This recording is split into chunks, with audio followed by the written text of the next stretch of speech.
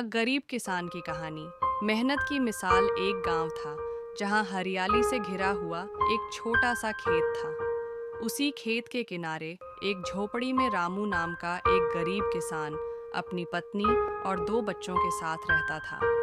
रामू के पास जमीन का एक छोटा सा टुकड़ा था, लेकिन उसकी मेहनत और लगन किसी राजा से कम नहीं थी। रामू रोज सुबह सूरज उगने से पहले उठता और अपने खेत में हल चलाने चला जाता। उसका सपना था कि एक दिन उसकी फसल इतनी अच्छी होगी कि उसके बच्चे अच्छे स्कूल में पढ़ सकेंगे और उसका परिवार सुखी जीवन जी सकेगा। लेकिन किस्मत ने जैसे उसकी परीक्षा लेने की ठान रखी थी। कई सालों तक बारिश कम हुई, जिससे उसकी फसल सूख जाती थी। फिर भी रामू ने हार नहीं मानी।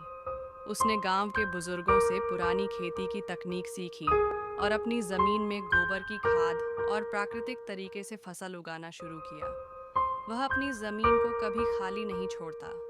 उसने अपने खेत के किनारे एक छोटा सा तालाब खोदा, जिससे बारिश का पानी इकट्ठा हो सके। धीरे धीरे उसकी मेहनत रंग लाने लगी। एक साल जब बाकी किसान सूखे से परेशान थे, तब रामू के खेत में लहलहाती फसल खड़ी थी।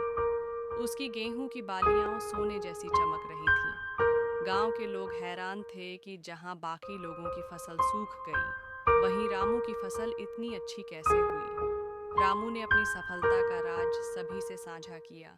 कभी हार मत मानो और साथ मिलकर काम करो। मेहनत से कभी कोई गरीब नहीं रहता।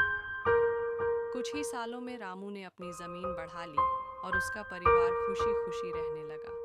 उसकी कहानी आज भी गांव में मेहनत की मिसाल के रूप में सुनाई जाती है। शिक्षा। मेहनत, लगन और धैर्य से कोई भी मुश्किल आसान बन सकती है। अगर सच्चे मन से काम किया जाए तो किस्मत भी एक दिन आपके कदम चूमती है।